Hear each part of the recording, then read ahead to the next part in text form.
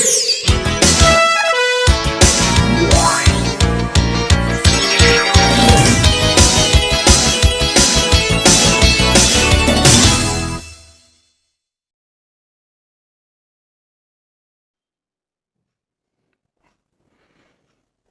Students, तो हम जो थर्मल एनर्जी वाला जो डिफरेंस वाला जो कंसेप्ट है वो अभी रिड्यूस हो गया है। तो हम जो हमारे गैसेस लॉज है वहाँ से वापस से स्टार्ट कर रहे हैं, क्योंकि वो जो पोर्शन था वो रिड्यूस हुआ है इस सिलेबस के अंदर। ठीक है, इसलिए वो हम नहीं करवा रहे हैं। ओके, तो हम गैसेस लॉज जो है वो स्टार्ट करेंगे। पहला जो लॉ है वो है द बॉयल्स लॉ। ठीक है, अगर मैं इसकी बात करूँ तो इसे हम प्रेशर वॉल्यूम लॉ भी कह सकते हैं। Pressure volume law, P and V law ऐसे भी लिख सकते हो आप।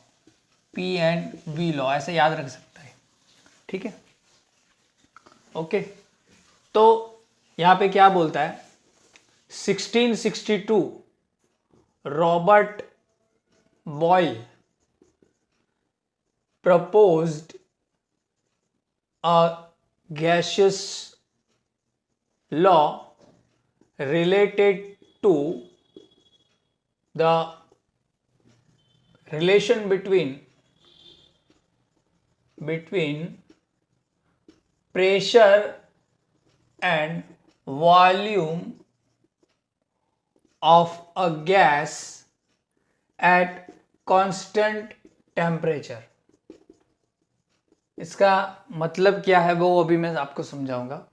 रॉबर्ट बॉयल थे, उन्होंने 1662 में एक लॉ जो है वो प्रपोज किया था, which is based on the relation between pressure and volume of a gas at constant temperature. ठीक है, उन्होंने क्या किया था, एक जे शेप की जो है वो ट्यूब ली थी, ऐसी जे शेप की। ठीक है, ऐसी ऐसी एक ट्यूब होती है, ये ट्यूब ली थी उन्होंने। ठीक है, तो इसमें क्या हुआ था कि उन्होंने जो है वो गैस भरा था। ठीक है, उन्होंने क्या भरा था, गैस। ठीक है, ये 3 ट्यूब ऐसे मैं ड्रॉ कर रहा हूं ऐसे। तो यहां पे जो था वो गैस था। ठीक है, इतने एरिया में जो था वो क्या था, गैस था। ठीक है, तो हम बोल सकते हैं कि ये जो है वो गैस है। कोई भी गैस हो सकता है, ऐसा नहीं है। ठीक है, और ये एरिया में क्या किया था उन्होंने, ये एरिया में उन्होंने मर्क्यूरी भरा था। क्या भरा था, मर्क्यूरी। इतना मान लो कि मर्क्यूरी भरा है, और मर्क्यूरी क्या करेगा, प्रेशर डालेगा, बाहर का प्रेशर डालेगा ऐसे। ठीक है, पहले मर्क्यूरी का प्रेशर कम था, ये ट्यूब जो थी वो बंद थी, लेकिन यहां से आप मर्क्यूरी डाल सकते थे। तो यहां पे आप मान सकते हो कि ये जो है वो V1 था, वॉल्यूम V1 था। ठीक है, हाँ, अब यहां पे ये जो कंडीशन थी वो क्या थी, एट कांस्टेंट टेम्परेचर। टेम्परेचर जो था वो क्या था, कांस्टेंट था। ठीक है, and the number of moles of gas is constant. मतलब कि वॉल्यूम भी क्या था, आप बोल सकते हो कि अब सॉरी, नंबर ऑफ मोल्स मतलब कि मास बोल दो। मास जो था वो क्या था, गैस का कांस्टेंट था। ठीक है, नंबर ऑफ मोल्स का मतलब है n। ठीक है, वो कांस्टेंट था। तो यहां पे क्या होगा कि इतने एरिया में गैस के पार्टिकल जो है ऐसे अच्छी तरीके से घूम सकते थे। लेकिन अब क्या हुआ कि रॉबर्ट बॉयल ने मर्क्यूरी ऊपर से डाल दिया वापस से, मतलब कि मर्क्यूरी ज़्यादा डाल दिया। अब मर्क्यूरी ज़्यादा डालोगे तो क्या होगा, प्रेशर बढ़ जाएगा। ज़्यादा ऐसे आओगे तो प्रेशर बढ़ जाएगा, और प्रेशर बढ़ने से क्या होगा, गैस जो है वो अभी क्या हो जाएगा, कंप्रेस हो जाएगा। मतलब कि पार्टिकल जो है वो थोड़े नज़दीक आ जाएंगे, ऐसे ऐसे, है ना। पहले दूर ऐसे खड़े थे, नज़दीक आ जाएंगे। तो ये अब हमारा V2 हो गया, पहले V1 था, अभी छोटा हो गया वॉल्यूम। देखो, प्रेशर इंक्रीज हुआ, ये हमारा मर्क्यूरी ज़्यादा हो गया, है ना। ये प्रेशर ज़्यादा हो गया। पहले जो था वो हमारा मान लो कि प्रेशर 1 था, अब प्रेशर 2 हो गया, तो ये थोड़ा श्रिंक हो गया। वापस से क्या किया, मर्क्यूरी ज़्यादा डाल दिया, मतलब कि प्रेशर बहुत ज़्यादा कर दिया। मर्क्यूरी जितना ज़्यादा डालोगे ऊपर से उतना प्रेशर ज़्यादा होता जाएगा, है ना। तो ये प्रेशर नंबर 3, ये मर्क्यूरी डाला, ठीक है। और ये हमारा एकदम आप बोल सकते हो कि गैस अभी कंप्रेस हो गया, ठीक है, ये V3 हो गया, है ना। तो आप इससे क्या अंदाजा लगा सकते हो, क्या आपने देखा कि जैसे जैसे आपने प्रेशर इंक्रीज किया तो क्या हुआ, वॉल्यूम डिक्रीज हो गया, है ना। तो उस रॉबर्ट बॉयल ने जो है वो क्या स्टेटमेंट दी, जो लॉ बन गई, उन्होंने स्टेटमेंट दी कि at constant temperature, at constant temperature the fixed volume of a gas, sorry the volume of a gas लिखना है यहां पे, the volume of a fixed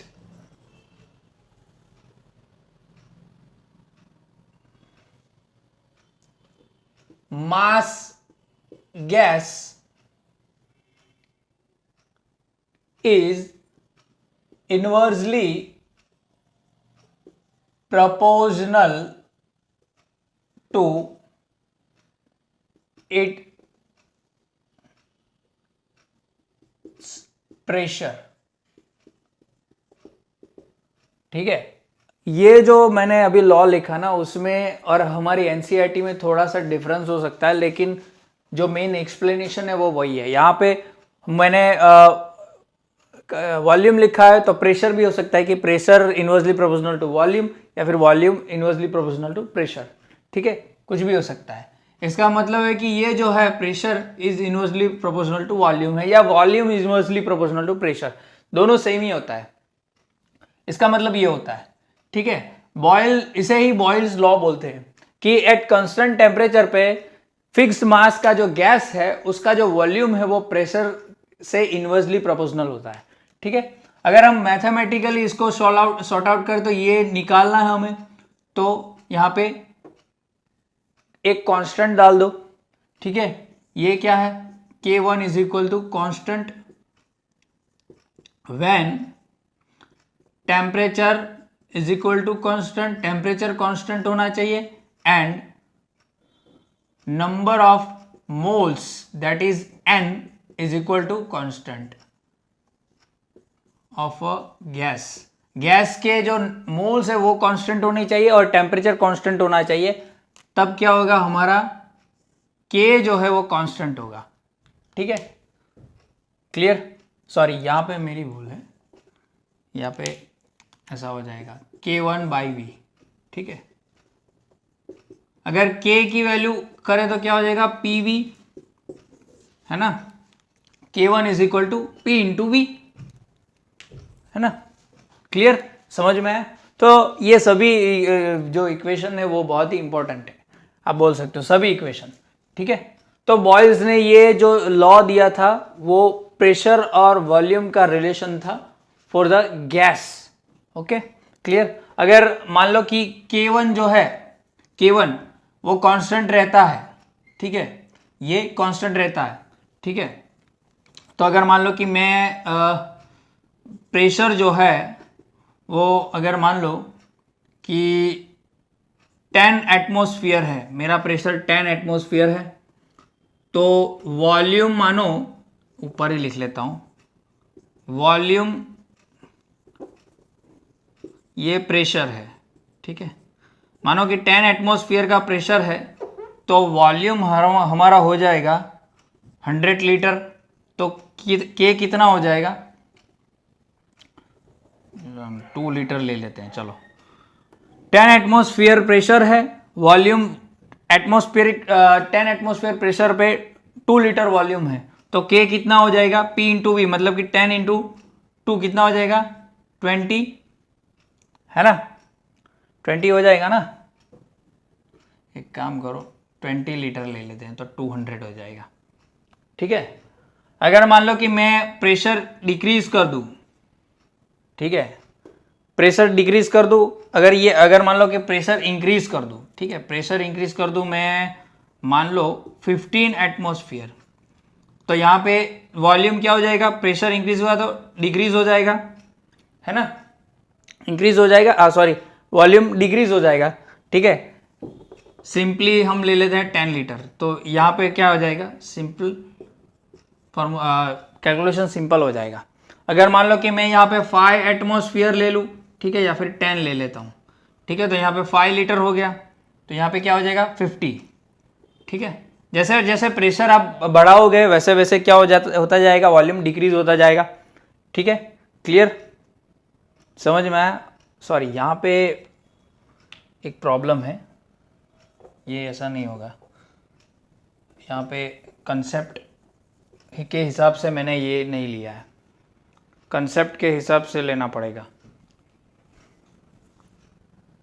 यहाँ पे, क्योंकि हमारा के जो है वो कांस्टेंट रहेगा, तो इस केस में भी जो है हमारे टेम्परेचर और ये दोनों कांस्टेंट है। तो अगर मान लो कि मैं यहाँ पे 5 एटमॉस्फेयर ले लूँ, ठीक है, 5 एटमॉस्फेयर ले लेता हूँ, तो यहाँ पे क्या हो जाएगा, सॉरी 5 एटमॉस्फेयर नहीं, यहाँ पे मैं ले लेता हूँ 20 एटमॉस्फेयर प्रेशर, ठीक है, तो यहाँ पे उसका आधा वॉल्यूम हो जाएगा 10 लीटर, क्या हो जाएगा आधा, ठीक है, तो के की वैल्यू 200 ही आएगी, ठीक है। अगर मान लो कि मैं ले लेता हूँ 40 एटमॉस्फेयर प्रेशर, ठीक है, तो यहाँ पे 5 लीटर हो जाएगा, दैट इज वापस से 200 आएगा, है ना। तो K जो है वो कांस्टेंट मिल रहा है because of this temperature constant and number of moles constant, ठीक है। तो आप बोल सकते हो कि प्रेशर आप जैसे जैसे इंक्रीज कर रहे हो तो वॉल्यूम भी इंक्रीज हो रहा है ना, या फिर वाइस वर्सा, प्रेशर इंक्रीज करोगे प्रेशर डिक्रीज करोगे तो वॉल्यूम भी इंक्रीज होगा, ठीक है।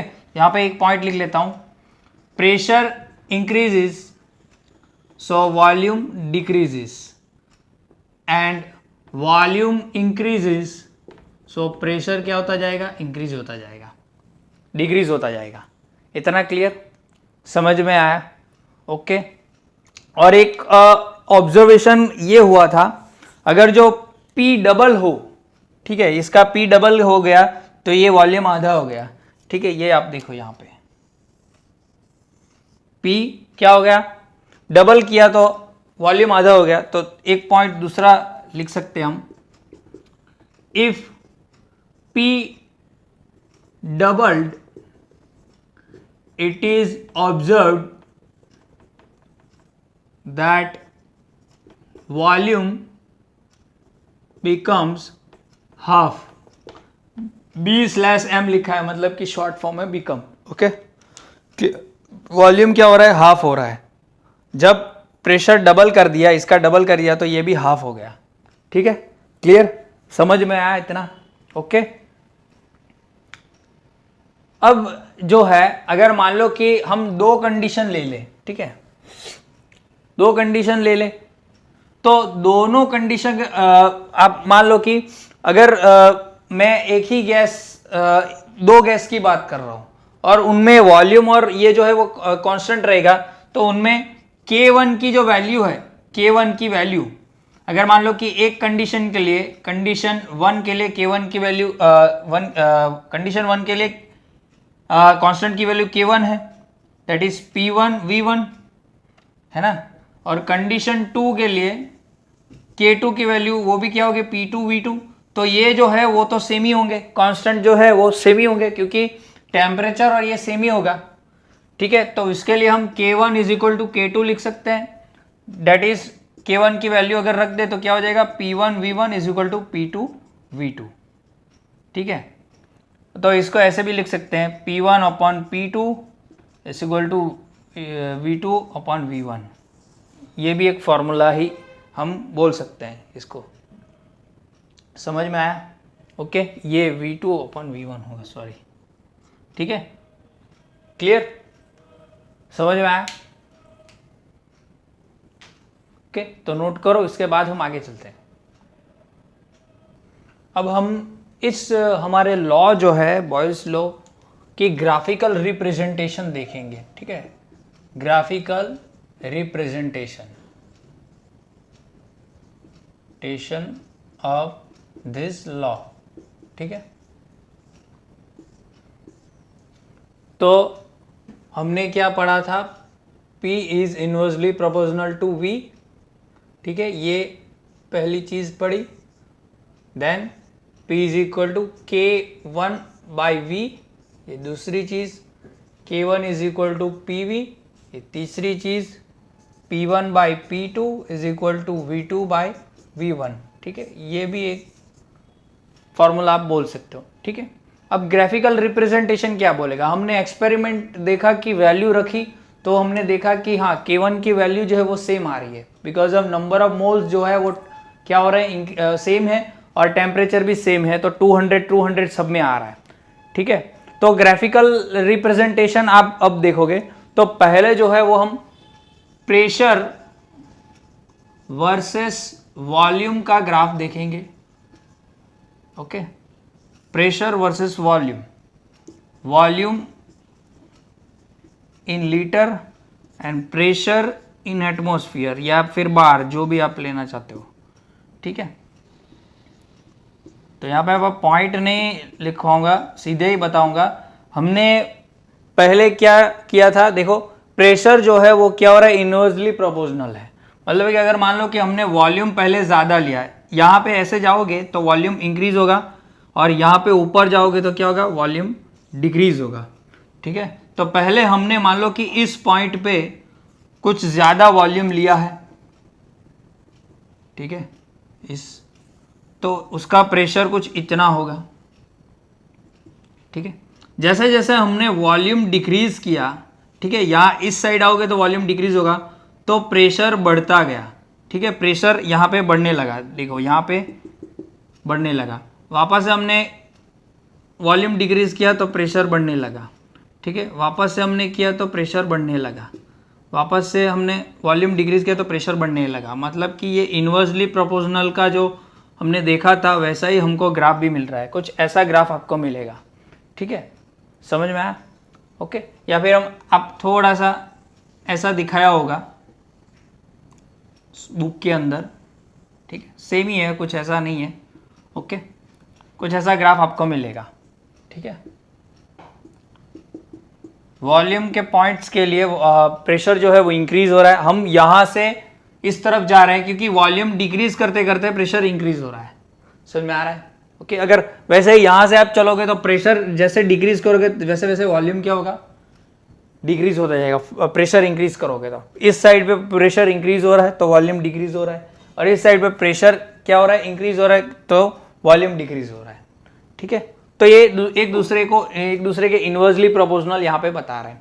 लेकिन एक टाइम ऐसा आएगा कि आप जैसे जैसे अगर मान लो कि प्रेशर जो है सॉरी वॉल्यूम जो है वो इंक्रीज करोगे, या आप बोल सकते हो कि प्रेशर डिक्रीज करोगे ना, प्रेशर ये आगे जैसे जैसे नीचे जा प्रेशर डिक्रीज करो, तो एक टाइम ऐसा आएगा कि इस पॉइंट के बाद वॉल्यूम जो है वो कांस्टेंट होगा और इसके बाद इंक्रीज होता जाएगा। मतलब कि प्रेशर इंक्रीज करोगे तो वॉल्यूम भी इंक्रीज होगा, ठीक है। तो ऐसा कैसे, या फिर वॉल्यूम जो है वो मतलब कि प्रेशर इंक्रीज करोगे तो वॉल्यूम भी इंक्रीज होगा, इसका मतलब क्या है, तो मैं यहां पे बता देता हूं।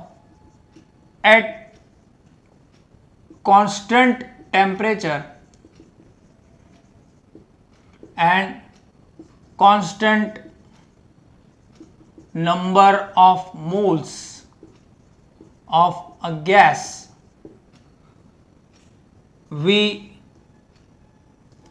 as we increase the pressure, अगर हम प्रेशर जो है वो इंक्रीज करेंगे, ठीक है, ऐसे ऐसे प्रेशर इंक्रीज करेंगे, so the volume gradually decreases, ये क्या होगा, ग्रेजुअली डिक्रीज होता जाएगा, है ना। अगर मान लो कि प्रेशर ऐसे इंक्रीज हो गया तो ये वॉल्यूम डिक्रीज होता जाएगा, ठीक है। But after a certain point, as we move further and increasing the pressure,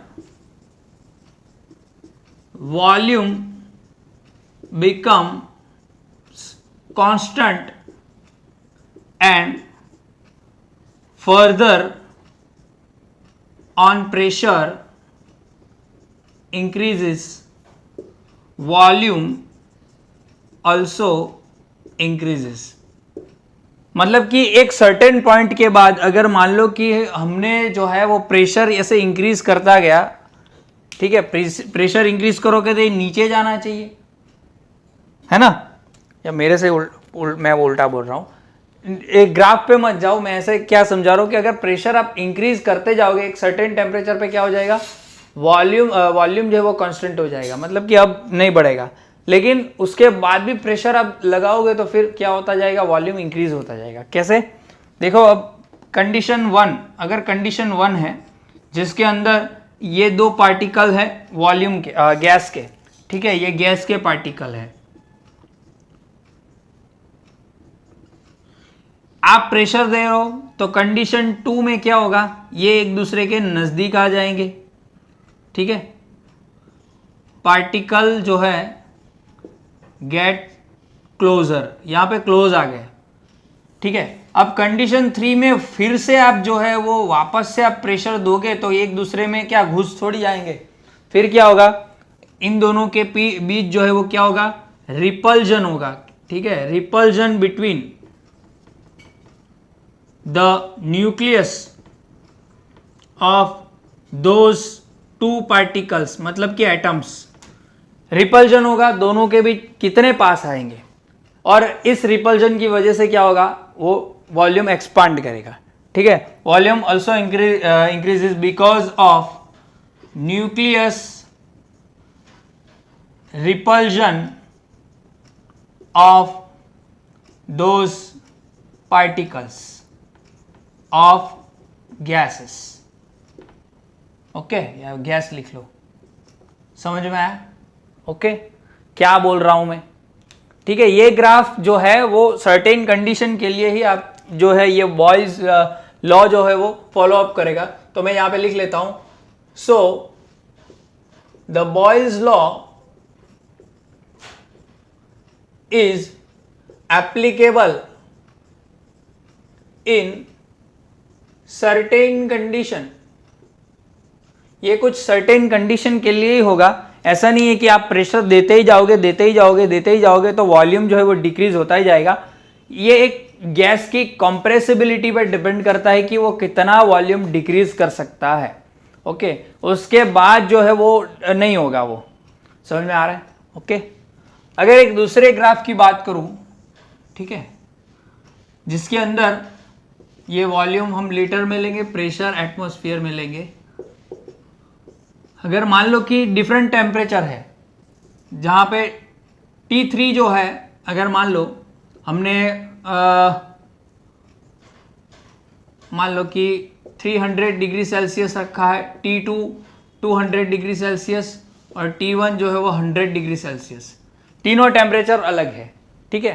तो तीनों टेम्परेचर का जो ग्राफ होगा वो कैसे होगा, अगर मान लो कि T1 का मैं ग्राफ ड्रॉ करूं तो कुछ T1 का ग्राफ जो हमने ऐसे देखा वही होगा, T1 के लिए 100 डिग्री सेल्सियस, लेकिन T2 के लिए जो है वो ग्राफ सेम ही आएगा लेकिन थोड़ा सा ऊपर आएगा, that is 200 degree Celsius. And T3 के लिए जो है वही ग्राफ जो वैसे ही आएगा लेकिन कुछ ऐसे आएगा 300 डिग्री सेल्सियस, ओके. ऐसा क्यों होगा, तो मैं यहां पे लिख लेता हूं, as we increase the temperature. हमने क्या किया, पहले 100 डिग्री से टेम्परेचर इंक्रीज कर दिया. पहले क्या बोला था हमने, कांस्टेंट टेम्परेचर होना चाहिए, कांस्टेंट टेम्परेचर पे प्रेशर और वॉल्यूम का ग्राफ यही आ रहा है, लेकिन जैसे ही आप टेम्परेचर इंक्रीज कर दोगे तो प्रेशर और वॉल्यूम का ग्राफ जो है वो थोड़ा ऊपर आएगा लेकिन सेम आएगा. क्यों, we increase the temperature, the kinetic energy of particles of gas increases, so the increase of volume happens, यहां पे क्या होगा, इंक्रीज जो है वो वॉल्यूम में इंक्रीज होगा और वॉल्यूम में इंक्रीज से जो है वो डिफरेंस आ जाएगा। वॉल्यूम में इंक्रीज होगा, टेम्परेचर जैसे आप इंक्रीज करोगे तो पार्टिकल्स के अंदर जो है वो काइनेटिक एनर्जी आप डाल ही रहे हो सीधे, मतलब कि टेम्परेचर इंक्रीज करना मतलब कि एक जरिए से आप बोल सकते हो कि उसको एनर्जी देना, ठीक है, समझ में आया। पानी जो है आप अगर उसका टेम्परेचर आप इंक्रीज करना चाहते हो तो आप इनडायरेक्टली आप उसको एनर्जी दे रहे हो, उसके पार्टिकल को एनर्जी दे रहे हो और वो एनर्जी जो है वो लेके उसके पार्टिकल जो है वो गैस फॉर्म में कन्वर्ट हो जाएंगे, ठीक है। तो वैसे ही है कि जैसे जैसे आप डिफरेंट टेम्परेचर कंडीशन के लिए डिफरेंट ग्राफ्स जो है वो ऐसे हमको मिल सकते हैं, समझ में आया। यही आपको एक्सप्लेन करना है मुझे इस ग्राफ से, क्लियर, ओके, समझ में आया। तो ये नोट करो, उसके बाद हम आगे चलते हैं। और यहां पे जो हमारा लास्ट ग्राफ है पीवी वर्सेस पी, उसके बारे में बात करेंगे, ठीक है। पीवी वर्सेस पी जो है, मतलब कि ये जो पीवी है वो क्या है, वो हमारा के की वैल्यू ही है। जैसे यहाँ पे मैंने आपको बताया था पीवी, अगर उसके बारे में बात करें तो पीवी विच इज के वर्सेस पी का जो हमारा ये मिलेगा वो कैसे मिलेगा।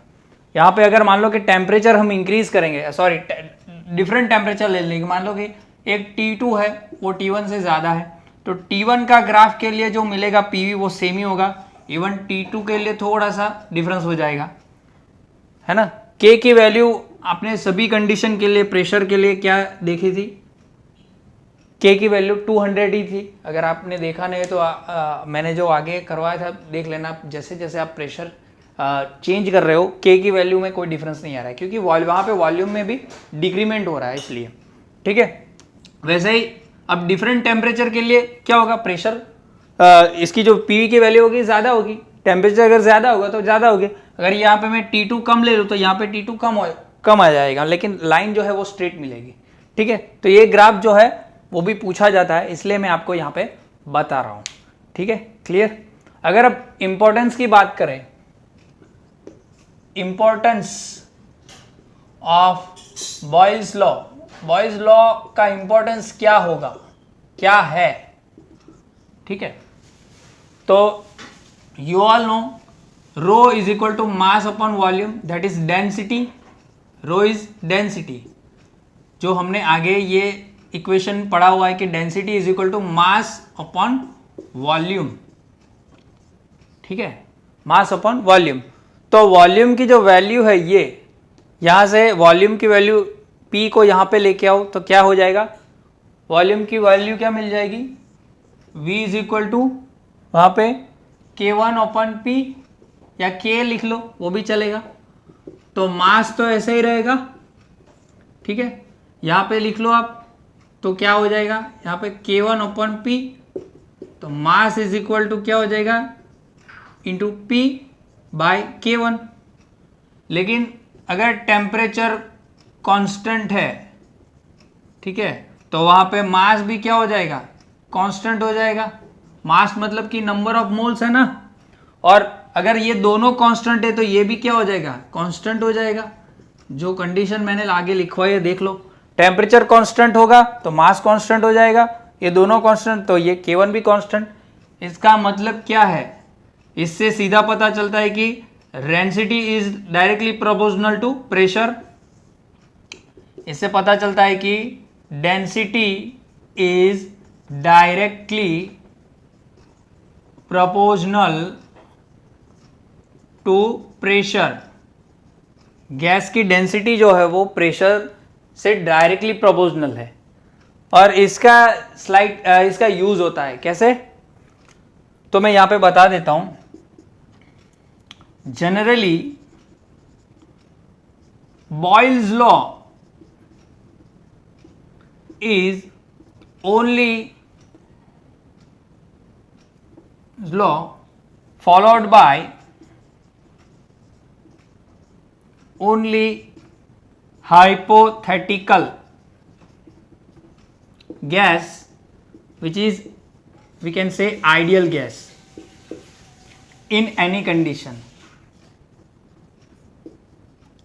ये जो बॉयल्स लॉ है ना, वो आप बोल सकते हो एक हाइपोथेटिकल मतलब कि एक थियोरेटिकल की चीज, आइडियल गेस, ठीक है, उसके द्वारा फॉलो होता है। मतलब कि आइडियल गैस ही फॉलो कर सकता है बॉयल्स लॉ, ठीक है। हाँ, हमारे जो गैसेस है N2, O2 etcetera gases obey Boyle's law at lower temperature and high pressure, but they cannot or do not obey the Boyle's law at high temperature and low pressure। मतलब कि lower pressure होगा और temperature high होगा तो ये gases जो है वो भी बॉयल्स लॉ फॉलो नहीं करते, ठीक है। मतलब कि बॉयल्स लॉ फॉलो नहीं करते, ये सिर्फ कहां पे करेंगे, जब टेम्परेचर लो होगा और प्रेशर हाई होगा। समझ में आ गया? मतलब कि सभी कंडीशन में जो है वो ये लोग फॉलो नहीं करते हैं। समझ में आया? Okay, clear. सभी कंडीशन में एक ही गैस फॉलो करता है और वो भी हम बोल सकते हैं कि एक काल्पनिक गैस है, आइडियल गैस। रियल में कुछ ऐसा आइडियल गैस जैसा कुछ होता ही नहीं, वो हाइपोथेटिकल चीज है, ठीक है। हाइपोथेटिकल इसीलिए मैंने लिखा हुआ है। समझ में आया? ओके। और इसकी जरूरत क्या है कि डेंसिटी जो है वो प्रेशर से डायरेक्टली प्रोपोर्शनल है। इसका मतलब क्या है? तो डेंसिटी अगर ज्यादा होगी तो प्रेशर भी ज्यादा होगा, तो सीधी सी बात है, ठीक है। इसका प्रैक्टिकल यूज क्या है? ठीक है, तो प्रैक्टिकल यूज ये है कि अगर आप सी लेवल पे, मतलब कि अपने, अब अगर यहां पे बात करो तो यहां पे एटमॉस्फेयर जो है वो क्या है, 1 एटमॉस्फेयर है। जो प्रेशर है वो क्या है, 1 एटमॉस्फेयर। तो यहां पे अगर मैं बताऊं आपको, हियर ऑन द लैंड और सी level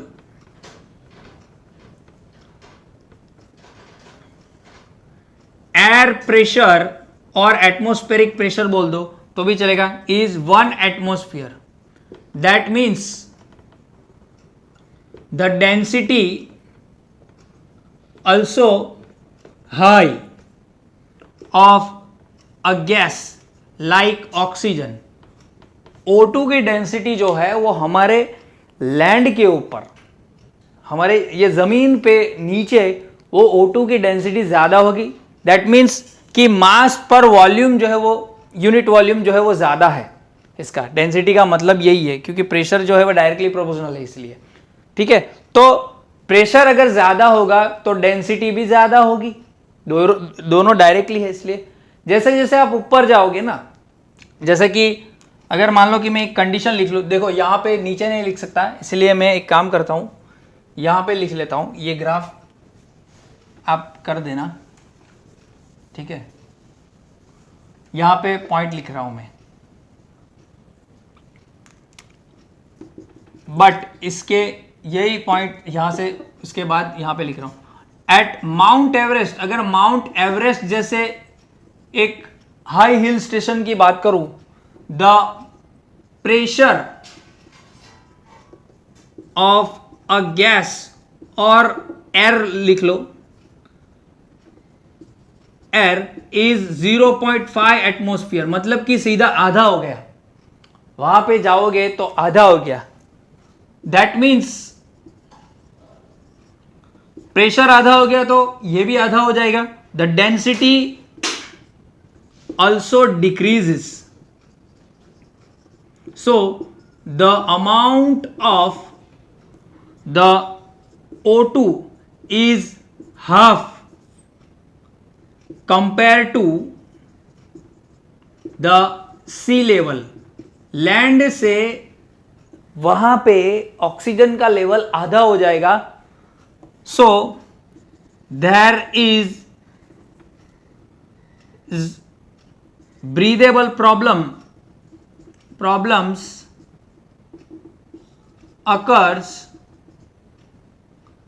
while breathing। Breathable problem आएंगी है ना, which is called as altitude sickness. उसको क्या बोलते हैं? एल्टीट्यूड सिकनेस बोलते हैं, ठीक है। और वहां पे जैसे आप जाओगे ना तो एल्टीट्यूड सिकनेस उसे बोला जाता है। उसके रिगार्डिंग मतलब कि एल्टीट्यूड सिकनेस में क्या होता है, रेड ब्लड सेल जो है उसकी काउंट कम हो जाती है, ठीक है, हेडेक होने लगता है, सिकनेस आने लगती है, बेहोश हो जाते हैं या फिर वॉमिटिंग होती है, ठीक है। तो इस केस के अंदर जो है आप जब अगर आप हायर लेवल पे जा रहे हो जैसे कि लद्दाख, तो लद्दाख के अंदर उस एरिया के अंदर जो है वो एटमॉस्फेरिक प्रेशर जो है वो कम हो जाता है, मतलब कि डेंसिटी भी क्या हो जाएगी, एयर की कम हो जाएगी, ठीक है, क्योंकि दोनों डायरेक्टली प्रोपोर्शनल है। तो इन दैट केस अगर वहां पे कोई जा रहा है, ठीक है, तो उनको गैस सिलेंडर प्रोवाइड किया जाता है अगर आप ऊपर जा रहे हो तो, अगर आपको मालूम है। या फिर हमारे जो मिलिट्री बेसिस जो होते हैं वहाँ पे जो जवान जो रहते हैं उनको स्पेशली ट्रेनिंग दी जाती है, ठीक है, टू अडेप्ट देयर बॉडीज। उनको अडेप्ट करनी पड़ती है उनकी बॉडीज के लोअर लेवल ऑक्सीजन में वो कैसे रह सके, ठीक है। या फिर इमरजेंसी कंडीशन के लिए उनको ऑक्सीजन के बॉटल्स दिए जाते हैं। इवन द एरोप्लेन या फिर जेट फाइटर्स जो होते हैं वो बहुत ही ऊपर जो आप बोल सकते हो कि जो प्लेन चलाते हैं उनको भी एक आर्टिफिशियल एटमॉस्फेयर जो है वो प्रोवाइड किया जाता है, जैसे कि वो ब्रीथ जो है वो अपनी अच्छी तरीके से ले सकें, ठीक है। तो ये मेन प्रैक्टिकल आप बोल सकते हो कि यूज है इस बॉयल्स लॉ का। समझ में आया? Okay, clear. तो यहाँ पे हमारा बॉयल्स लॉ जो है वो यहाँ पे खत्म होता है, ठीक है। इसके रिगार्डिंग जो भी कोई भी क्वेश्चन हो तो आप सीधे मुझे पूछ लो, ओके। अब इसके रिगार्डिंग जो है कुछ एग्जांपल्स जो है वो हम करेंगे अगले वीडियो में, ओके। तो यहाँ पे हमारा बॉयल्स लॉ का फर्स्ट जो न्यूमेरिकल है वो यहाँ पे हम देख रहे हैं। A gas occupies 200 ml at pressure 0820 bar at 20 degree Celsius temperature, ठीक है। टेम्परेचर यहाँ पे लिखते नहीं है, प्रेशर लिख लेते हैं। P1 जो है वो हमारा कितना है, 0.820 बार है। और इस प्रेशर पे वॉल्यूम कितना है, वॉल्यूम V1 है 200 ml, ठीक है। कितना है, 200 ml, ओके। अगर वापस देखें, how much volume it occupy when it is subjected to external pressure 1.025 bar. मतलब कि प्रेशर जो है उसकी दूसरी कंडीशन दी गई है कि इतना प्रेशर है, लेकिन वॉल्यूम कितना है वो हमको मालूम नहीं है ml में, ठीक है। और टेम्परेचर क्या है, at the same temperature, means कि टेम्परेचर यहाँ पे कांस्टेंट है, ठीक है। टेम्परेचर जो है वो 20 डिग्री का कांस्टेंट है, ठीक है। तो टेम्परेचर कांस्टेंट है तो यहाँ पे बॉयल्स लॉ लगा सकते हैं हम, है ना। बॉयल्स लॉ लगा सकते हैं। बॉयल्स लॉ क्या होगा, P1 upon P2 V2 upon V1, ऐसे लिखो या फिर ऐसे लिख लो, P1 V1 is equal to P2 V2, है ना। दोनों आप लिख सकते हो, ऐसा कुछ है नहीं। फाइंड क्या करना है हमको, V2, तो P2 को यहाँ पे लेके आओ, P1 into V1 upon P2, V2 find करना है। तो यहाँ पे V2 को फाइंड करना है तो ऐसे ही रखो, P1 क्या है 0.8220 बार लिखना हो तो लिख लो यहाँ पे, इंटू V1 200 ml, ये भी लिख लो, P2 1.025 बार कैंसल। आगे जब आप इसका ज़्यादा कैलकुलेशन करोगे तो आपको मिलेगा 160 ml, क्या मिलेगा, 160 ml अप्रॉक्स वैल्यू मिलेगी, ठीक है। तो V2 की वैल्यू मिल गई कि इतने प्रेशर पे ये जो वॉल्यूम जो होगा वो कितना होगा, 160 होगा, क्योंकि पहले प्रेशर इतना था, फिर प्रेशर बढ़ा दिया तो वॉल्यूम क्या हो जाएगा, डिक्रीज हो जाएगा 200 ml से, है ना। क्लियर, समझ में आया? ओके, ये नोट करो। अब यहाँ पे जो सेकंड न्यूमेरिकल है सेम ही है ये भी। A vessel of 120 ml contains certain amount of gas at 35 degree Celsius temperature. कोई वेसल है जिसका जो वॉल्यूम है वो क्या है 120 ml है, ठीक है। टेम्परेचर तो हमको लेना नहीं है और प्रेशर दिया हुआ है, तो P1 जो है वो 1.2 बार है और वहाँ पे वॉल्यूम जो है वो कितना है 120 ml है ना। वेसल का जो भी वॉल्यूम होगा वो गैस जो है वो ऑक्यूपाई कर लेगी, ठीक है। The gas is transferred to another vessel. अब क्या किया कि गैस जो पहले वेसल में थी जो वो 120 ml की थी, अब उसको ट्रांसफर कर दिया दूसरे वेसल के अंदर जिसका जो वॉल्यूम है वो क्या है 180 ml। मतलब कि दूसरा जो वेसल है उसका वॉल्यूम क्या है 180 ml है ना। तो प्रेशर जो है वो कितना होगा, दूसरे वेसल का प्रेशर कितना होगा, वॉल्यूम तो वो ऑक्यूपाई कर लेगा, ठीक है, लेकिन प्रेशर कितना होगा। तो टेम्परेचर देखो यहाँ पे 35 है, मतलब कि temperature is equal to constant है which is 35 degree Celsius. So P1 V1 is equal to P2 V2। Find करना है हमको P2, तो इसको लेके आओ, P1 V1 upon V2 is equal to P2, है ना। अब क्या होगा, P1 की वैल्यू हमें है 1.2, बाहर लिखने की जरूरत नहीं अभी। V1 क्या है 120, ठीक है, ml कैंसिल हो जाएगा और यहाँ पे है 180 दैट इज P2।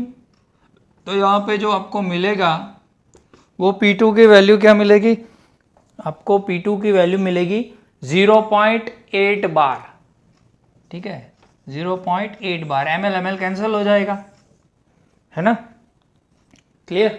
हमने जो मेन चीजें पढ़ी थी वो थी P is directly proportional to V, P is equal to K upon V, K is equal to PV, और ये जो लास्ट इक्वेशन मैंने आपको बोला वो ये चीजें आपको याद रखनी है, इससे ही बॉयल्स लॉ के जो न्यूमेरिकल होंगे वो क्लियर होंगे, ठीक है। तो ये दूसरा न्यूमेरिकल नोट करो।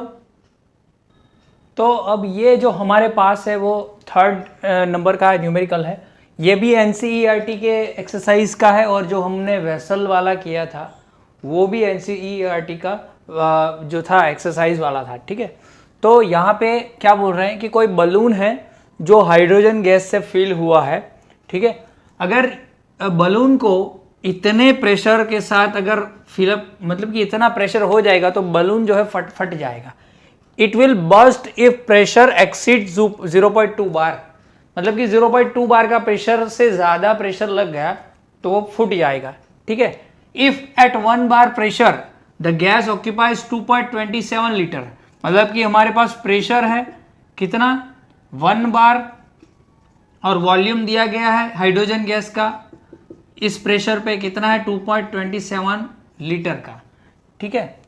तो इतने प्रेशर पे कितना होगा, मतलब कि यहाँ पे देखो इससे ज्यादा अगर प्रेशर दिया, ठीक है, इससे ज्यादा, ठीक है, तो बलून फूट जाएगा। और यहाँ पे पूछा क्या है, up to what volume can balloon expanded, मतलब कि मैक्सिमम प्रेशर है हमारे पास इतना और हमको मैक्सिमम वॉल्यूम चाहिए कितने लीटर का, जब तक बलून जो है वो फूल सकता है।